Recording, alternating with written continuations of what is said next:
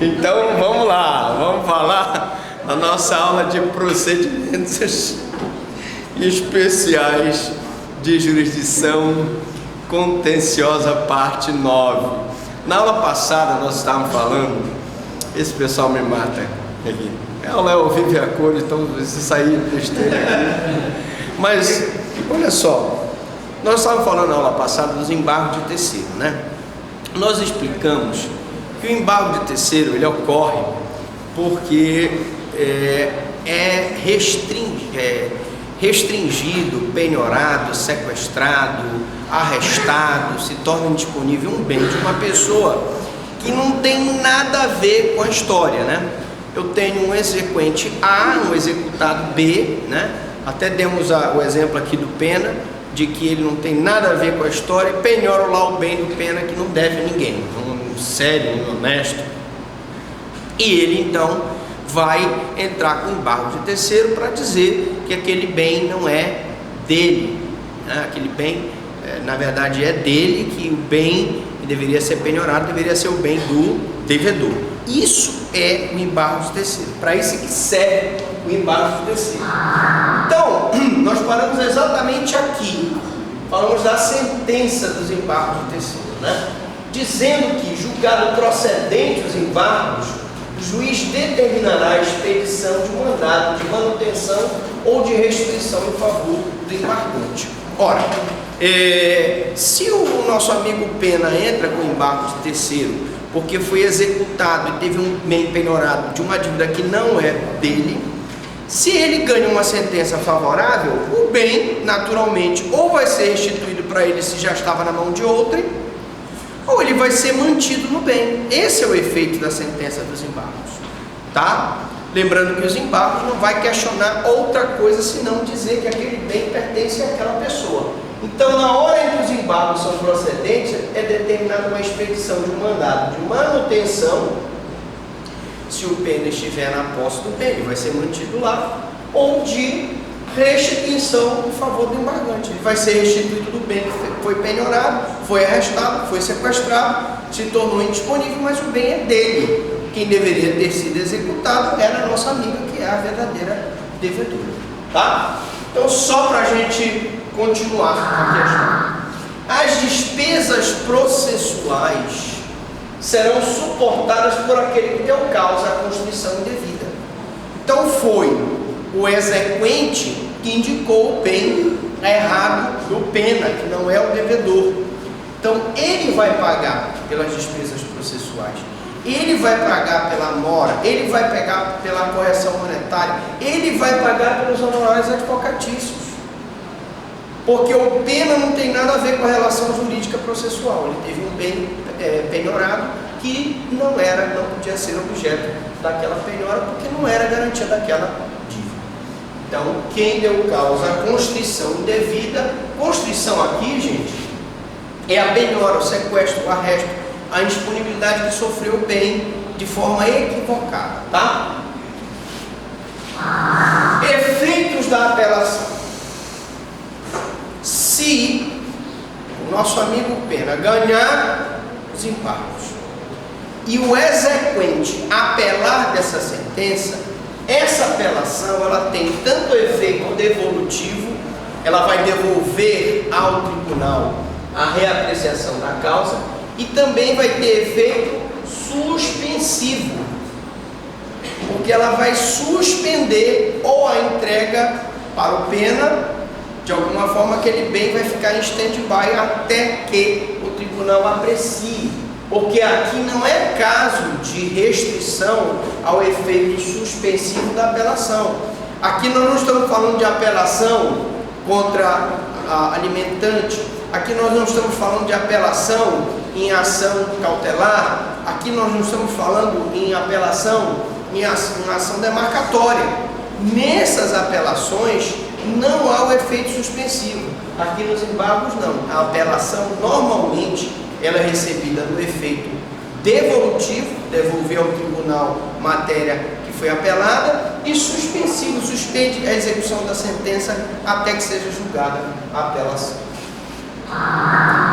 Desconsideração da personalidade jurídica. Muito cuidado com isso aqui.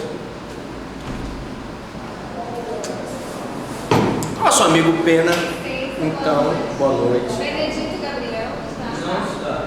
Vem o vice ou a vice? Pode vir aqui. Obrigado. Pois bem, então o que acontece? Eu estava falando sobre a desconsideração da personalidade jurídica. Eu dizia que o Pena é um homem muito sério. Você vê pelo olhar dele, um rapaz sério, um rapaz honesto, e ele se junta com umas pessoas mal afamadas para formar uma sociedade, né? Quem? Esse aqui? Esse aqui mal afamado? Esse rapaz não, esse rapaz é um gente boa. Gente boa. Aquele ali que entrou, tudo bem. Aquele ali sim. Bom, inclusive ele está de preto porque isso aí é morte certa. Bom, então o que acontece? O Pena é um homem sério e percebe que os sócios, né? Sócios, as pessoas que estão com ele em sociedade, são pessoas desonestas, não são pessoas sérias. E ele então tem medo que esses sócios façam algum tipo de negócio, coloquem os bens da sociedade para serem penhorados e, consequentemente, como ele constituiu a sociedade junto com essas pessoas, os bens dele também podem ser penhorados. Então, uma pessoa que é sócio assume uma obrigação que não é do Pena e depois a pessoa que está executando não quer nem saber se o bem é do Pena, se o bem é do sócio A, do sócio B ou do sócio C. Ele quer receber o dinheiro, certo? Então pode ser que numa situação dessa, uma pessoa, um sócio inocente, um sócio sério, um sócio de bom caráter, tem um bem penhorado por uma má gestão de um sócio de mau caráter, um sócio que não tem responsabilidade fiscal. E aí, nesse caso, o nosso amigo Pena vai entrar com uma ação de desconstituição da personalidade jurídica, para desmembrar aquela sociedade, para que ele possa colocar os bens deles a salvo de penhora de outra pessoa. Deu para entender isso? Mas essa ação de desconsideração da personalidade jurídica, ou seja, pessoa jurídica, né, formada por várias pessoas, só é possível mediante ação própria. Se ele não ingressar com ação própria, ele não pode questionar essa desconsideração nos embargos de terceiro, tá?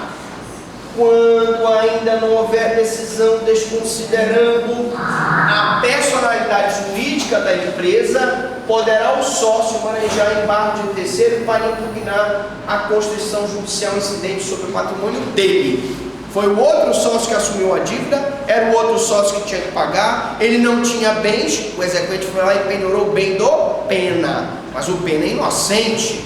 Enquanto ele não conseguir a desconsideração da personalidade jurídica, ele se utiliza dos embargos de terceiro para excluir o bem dele daquela penhora. Fraude contra credores. Nós falamos na aula passada, estamos batendo mais uma vez, porque isso poderá ser pergunta de prova, que também só pode ser reconhecida em ação própria. Se o nosso amigo Pena quiser questionar que houve uma fraude contra credores, que ele foi enganado, que ele está sendo ludibriado, essa fraude contra credores tem que ser feita através de uma ação chamada ação pauliana, tá? Então eu não posso, nos embargos de terceiro, arguir fraude contra credores, porque ela tem que ser feita através de ação própria, ação pauliana, segundo a súmula número 195 do STJ. Mas cuidado, perigo. Já a fraude à execução é desnecessária a ação específica para o reconhecimento.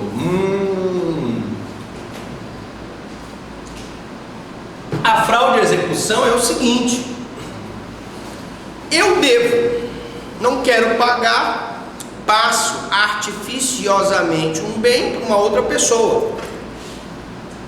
E com isso me livro do pagamento. Na verdade, o bem continua sendo meu, apenas eu fiz um contrato de gaveta. Isso aí eu posso acuir, que aí eu tenho uma fraude à execução. Tá? Uma coisa é a fraude contra credores, que eu vou me utilizar de uma ação pauliana, e uma coisa é a fraude à execução. Tá? Ambas são condutas ilícitas.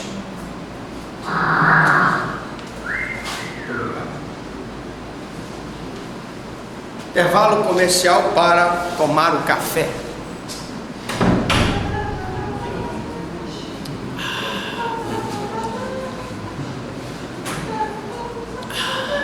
Podia tocar aquela música, olha que coisa mais linda. Bom. Ok. Então, outros aspectos, né? A sentença nos embargos de terceiro declara ineficaz o negócio jurídico celebrado em fraude à execução. Então, nos embargos de terceiro, se eu tiver uma fraude de execução, se eu arguir os embargos de terceiro, eu posso me utilizar dessa sentença para anular essa fraude. Ou seja, o juiz vai dizer, olha, ele só passou o bem para outra pessoa porque ele estava sendo executado. Na verdade, o bem continua sendo dele. Então, está anulado esse negócio jurídico, essa compra e venda.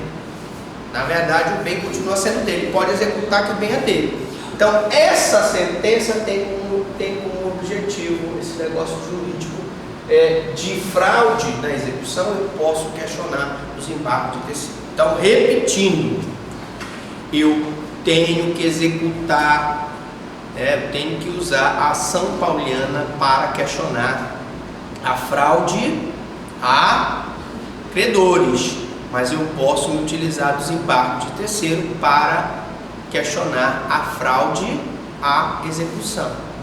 A fraude à execução declarada nos embargos de terceiro torna o negócio jurídico feito com fraude ineficaz, inválido, e consequentemente o bem que havia sido passado para os laranjas poderá ser penhorado para o cumprimento da obrigação.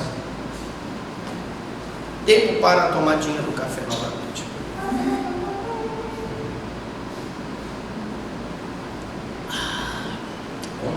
Ok. Então, não vamos confundir, gente. Fraude à execução, embargos de terceiro. Fraude a credores, ação pauliana.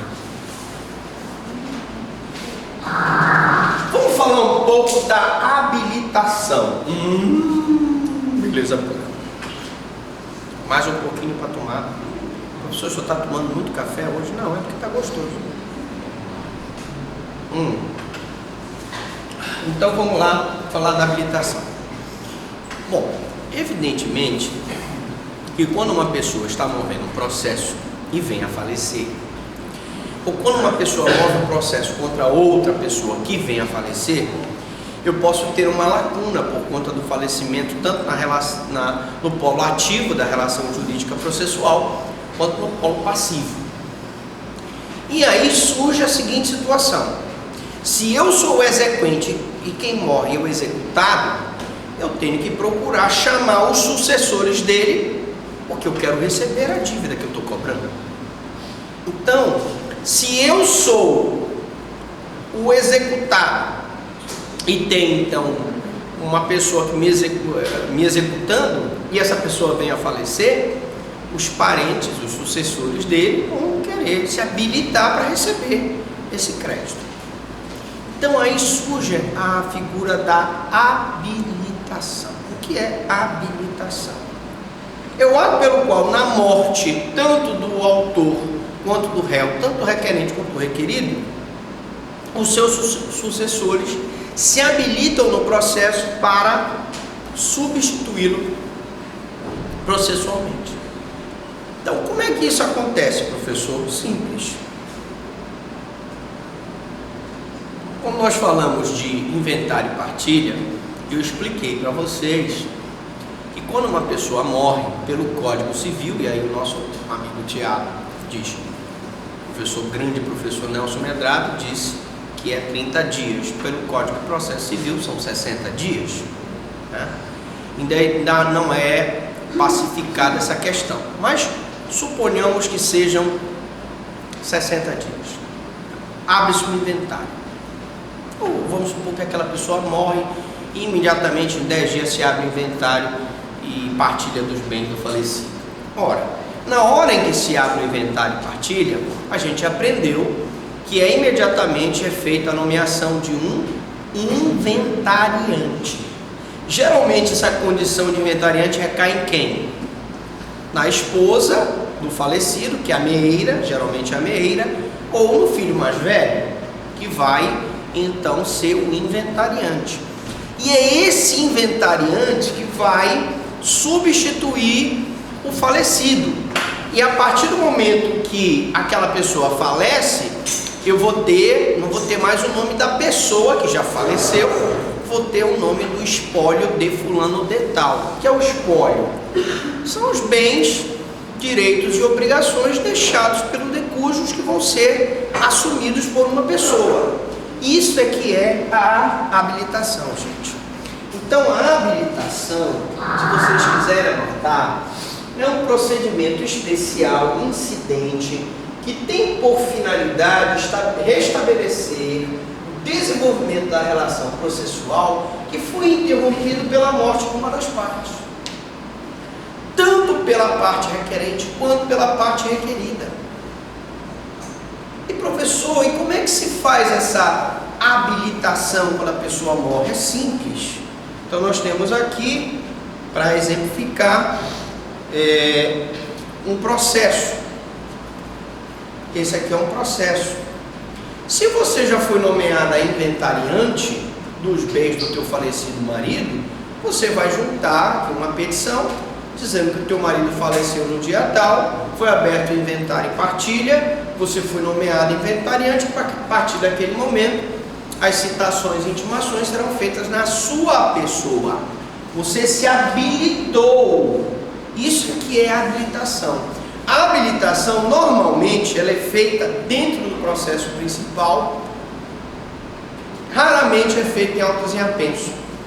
Porque a habilitação, normalmente, é só uma petição, comunicando que o autor faleceu, ou que o réu faleceu, e que os seus sucessores estão se habilitando no processo, com os documentos próprios, certidão de óbito e uma nomeação de inventário e partilha, que tem uma pessoa que é inventariante. Bom, então isso aqui é a habilitação, né? Então preste atenção. Legitimidade para propor a habilitação. Vamos aproveitar, vamos apagar isso aqui, beleza? Para a gente poder legitimidade para requerê-la. Eu tenho a parte em relação aos sucessores do falecido. Se eu sou exequente, estou movendo uma execução contra uma pessoa que morre e eu quero receber, eu vou entrar com habilitação para mandar chamar os sucessores do falecido. Vice-versa. Se é o meu pai que está movendo a ação, ele vem a falecer, são os sucessores do falecido que vão se habilitar no polo ativo da relação jurídica processual contra a parte. Então, se eu sou exequente, estou executando uma pessoa, ela morre, os sucessores do executado o substituem. Se é o executado que está movendo uma ação contra o executado, o exequente que está movendo uma ação contra o executado que vem a falecer, você também pode, ou na relação, ou se morre exequente, ou se morre executado, ou se morre o requerente, ou se morre o requerido, a parte em relação aos sucessores do falecido e os sucessores do falecido em relação à parte. Se morre o executado, eu vou mover a execução contra os sucessores do executado. Se morre o exequente, os sucessores do exequente vão continuar movendo a ação de execução contra aquele devedor. Então, tanto uma quanto outra eu vou ter a habilitação. O que eu queria mostrar para vocês é o seguinte. Vamos fazer aqui um quadrozinho aqui. Então eu tenho, senhores, aqui a habilitação. Presta atenção. A habilitação, se ela for um procedimento especial de jurisdição contenciosa, ela vai ter necessariamente que ter uma citação, não é isso? Citação. E a pessoa será citada para, no prazo de 5 dias, olha aí, apresentar a contestação. O que é que ele vai contestar, professor Franklin, aqui? Ele vai contestar, senhores, vai contestar que aquela pessoa que se habilitou como herdeiro não é herdeiro, por exemplo. Que aquela pessoa que se habilitou como inventariante não é o inventariante. Tá? E se ele não contestar, nós já sabemos que se presumir serão verdadeiros os fatos alegados na petição inicial. Detalhe interessante, professor, o que é que eu tenho que juntar aqui na habilitação? A certidão de óbito, né? Óbito, que é a prova da morte no direito brasileiro. E, consequentemente, eu vou juntar também a nomeação de inventariante, no caso do inventário. O inventariante. E aí ele tem 5 dias para contestar. Se ele não contestar, se presumir ser um verdadeiro, se ele contestar, o juiz também tem 5 dias para sentenciar. Professor, eu percebi que nessa habilitação não tem instrução de julgamento. Não. Por que não tem instrução de julgamento? Porque a matéria de direito, é só ver a certidão, só ver a habilitação, se tem a certidão de óbito, se tem a nomeação de inventariante, aquela pessoa vai se substituir. Prova com a certidão de nascimento que ele é filho do decurso, ele vai substituir o decurso que faleceu. Muito simples, mas esse aqui é o rito dele, tá? É um procedimento especial de jurisdição contenciosa, tá? Porque a parte contrária pode contestar a qualidade de sucessor dele. Deu para entender isso? Tranquilo? Vamos lá. Espécies de procedimento. Eu tenho procedimento simplificado no 1060 e com ação contenciosa fora das hipóteses do 1060. Se nós quiséssemos ver aqui o 1060, bastaria eu ir bem aqui, ó, rapidamente. Vamos lá. Me ajudem aqui, CPC. Vamos dar uma olhadinha aqui no 1060, na tela. Está meio devagar, mas vamos. 1060, é? Será que ele acha? 1060, achou, né? Tá aqui? Tá dando para ver? Vamos aumentar um pouco. Olha lá em cima, ó. Proceder-se-á a habilitação nos autos da causa principal, independentemente de sentença quando? Promovida pelo cônjuge herdeiro necessário, desde que provem por documento ou óbito do falecido ou sua qualidade. Você vai provar o óbito com a certidão de óbito. Em outra causa, sentença passada em julgado, houver atribuído ao habilitado qualidade de herdeiro ou sucessor. Em outra causa, eu tive uma inventário e partilha em que ele foi nomeado inventariante. O herdeiro for incluído sem qualquer oposição no inventário. Não tem oposição, todo mundo diz que ele é herdeiro, ele tem certidão, ele foi reconhecido pelo pai antes da morte. Tiver declarada a ausência ou determinada arrecadação da herança jacente.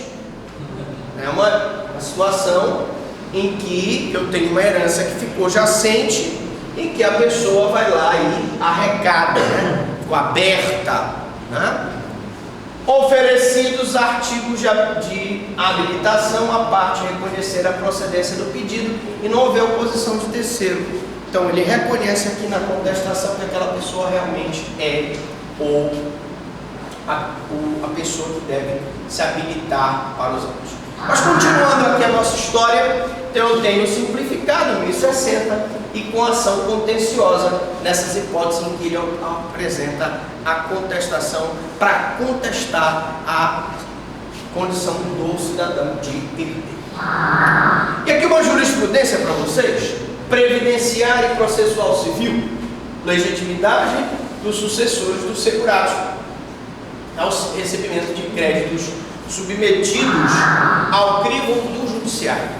Quais são esses créditos aí? E aí essa jurisprudência vale para FGTS, vale para PIS/PASEP, vale para conta em banco, enfim, a pessoa tem que se habilitar para receber esse valor. Então olha o que diz aqui: sucessão, habilitação nos termos dos artigos 1055 a 1062 do CPC, artigo 112 da lei 8.213/91, inaplicabilidade.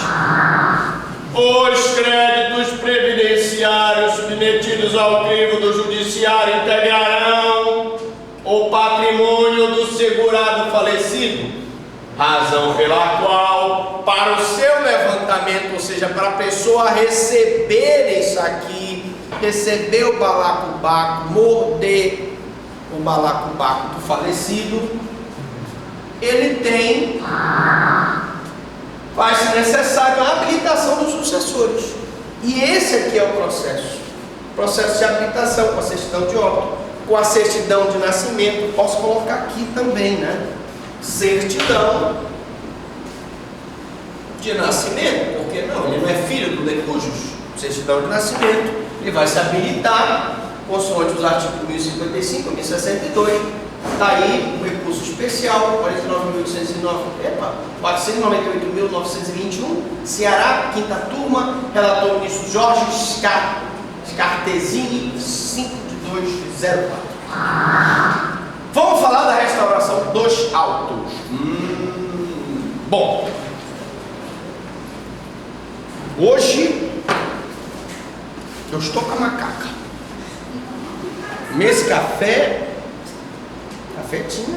tinha aqui nesse café, meu Deus. Bom, senhores, os autos em juízo, caso vocês não saibam, eles deveriam ter uns autos suplementares, ou seja, todo processo deveria ter uma cópia, mas não tem. E aí a pergunta é: quando esses autos se perdem, como é que a gente faz? Quando esses autos se perdem, a gente tem que restaurar esses autos. Como é que eu vou restaurar, professor Franklin? Você vai restaurar pelas cópias que os advogados têm, que o promotor tem, que o juiz tem. Por exemplo, uma das cópias que sempre a gente consegue restaurar é a sentença, porque além da sentença, a cópia que está no processo, eu tenho uma cópia que está sempre guardada no livro.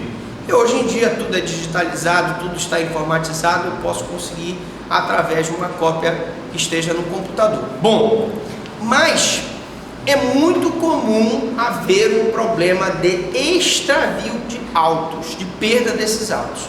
E para isso nós temos o procedimento especial de jurisdição contenciosa de restauração de autos. Então ele é um procedimento que visa a recomposição dos autos desaparecidos. Eu não vou entrar aqui, senhores, na questão criminal, que isso aqui é uma aula de processo civil, mas vale também salientar que quem desaparece com os autos de forma dolosa responde por crime contra a administração da justiça. Vide as aulas do professor Franklin sobre a administração da justiça. Bom, sem entrar muito no mérito, nós temos aqui um procedimento com o objetivo de recomposição desses autos que foram desaparecidos. Quem pode entrar com esse procedimento? As partes, né? O autor, o réu, o requerente, o requerido, o MP nas causas em que intervir. Quais são as causas que o Ministério Público intervém? Não falamos isso na aula passada. Temos aí causas de incapazes, né? Quando for incapaz, que mais? Ausentes, né? Causa de ausente, que tiver interesse de ausente, incapaz. Causas que haja interesse público, né? Bom, e o procedimento é cabível se não houver autos suplementares. Porque, lógico, se eu tiver uma cópia do procedimento, preciso fazer uma restauração de autos, né? E como é que faz essa restauração de autos? Eu não apaguei aqui, que vai servir de modelo essa nossa habilitação. Vou só fazer aqui, vou apagar a habilitação e vou fazer o que a gente chama de colar e copiar. Então aqui, restauração de autos. Olha só.